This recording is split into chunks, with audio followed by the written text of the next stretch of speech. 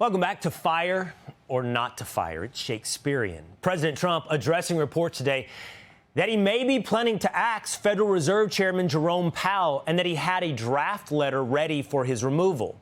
Those reports sent the Dow and NASDAQ on a roller coaster ride.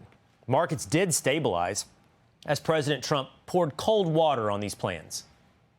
Have you drafted a letter? I haven't drafted a letter. So you didn't show a letter to Republican lawmakers last night? No, I talked about the concept of fire him. I said, what do you think? Almost every one of them said I should. But I'm more conservative than they are. The president also talking about the future of the Fed.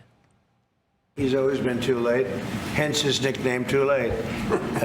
He should have cut interest rates a long time ago. He's doing a lousy job, but no, I'm not talking about that. Fortunately, we get to make a change in the next, 8 months or so, and we'll pick somebody that's good. It's not a tough job, to be honest.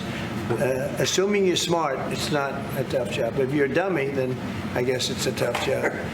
But it might be one of the easiest jobs I've ever seen. So, why would the president want to fire Powell? What's holding him back from firing Powell? And what would it mean for everyday Americans? Joining me now to answer those questions is Scott Martin from Kingsview Asset Management. Scott, it's great to have you on the program today. Let's talk about why the president would want to fire Jerome Powell. I looked this up today. It looks like the chairman of all of the big banks of Europe have cut interest rates and are not as much concerned about inflation, seemingly, as Jerome Powell. So President Trump wants to see interest rates lowered like Europe.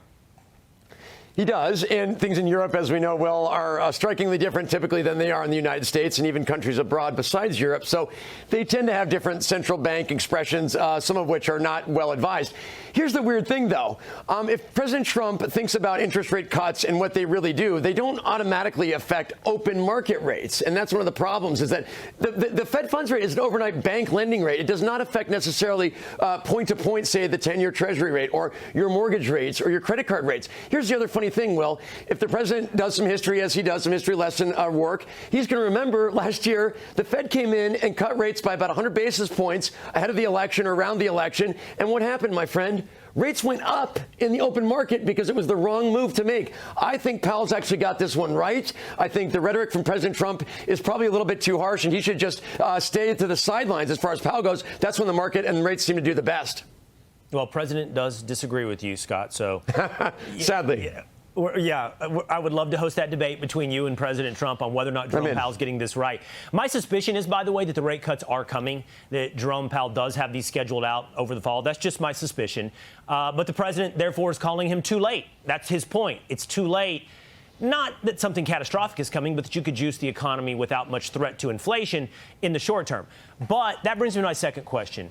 What's holding the president back? I mean, that would be unprecedented, right, Scott? The president doesn't theoretically have the power to fire the Fed. It is supposed to be politically independent. Correct. And it doesn't seem like the rhetoric would suggest of today that it is that independent. And maybe Powell is proving that it is because he's not succumbing to what President Trump is suggesting. Now, look, I think he doesn't want to fire Powell because he's probably still working through the idea of who he's going to nominate. And maybe there's other folks, Will, that are out there that are saying, hey, I'll take the job, but I'm not lowering rates either. I mean, maybe a guy like Dave Portnoy would come in and lower rates because he seems to do anything weird that happens out there with regards to investment advice and whatnot. And we know that from before. But the reality is, look, it could be anybody's job. And he's not necessarily a dummy, by the way. Powell isn't. He's not that late. I think the Fed has to be pragmatic as they are right now. And if you notice, the market has been OK. The problem with the market this year in the S&P, as we're investors too, is the tariff talk. The tariff talk has been the big pressuring point on the S&P, not the Federal Reserve. Scott, I think everybody would appreciate interest rates coming down, whether or not it is on their mortgage or whether or not it's in other aspects of the open market. I've heard you make your points today. You don't think they're directly connected, but there is a strong correlation between the Fed rate and open market rates. And I think everybody would like to see lower rates on the open market and what that would do for the economy. By the way, I don't know what to make of the shot at Dave Portnoy and him being the Federal Reserve. Was that a shot at him? I was trying to defer. I mean, that was a deference point. But one, too, that Dave Portnoy knows well that in a normal market environment, that's correct. But right now, this is not exactly the most normal economy. So that's why, too, we saw last year rates went down as far as the Fed funds rate and rates in the open market went up. That was not helpful. All right. I think that it has the tariff policies, as much as you suggest it is what is causing uncertainty in the markets, the uncertainty always seems to be erring on the side of positivity right now. Proclamations of dystopia and economic collapse and rising inflation, and every economic report that comes back undercuts that to the positive side for President Trump and, by the way, for the people of America. So I think there is a reasonable expectation at some point for the interest rates to reflect our economic reality. Maybe Powell has the timing right, but we're all going to get there. It's going to head that way. It's a matter of when. Even if Dave Portnoy is the Fed chief, and I don't think he will be. Hey, we may name him at this point. Who knows? All right. Thanks, Scott.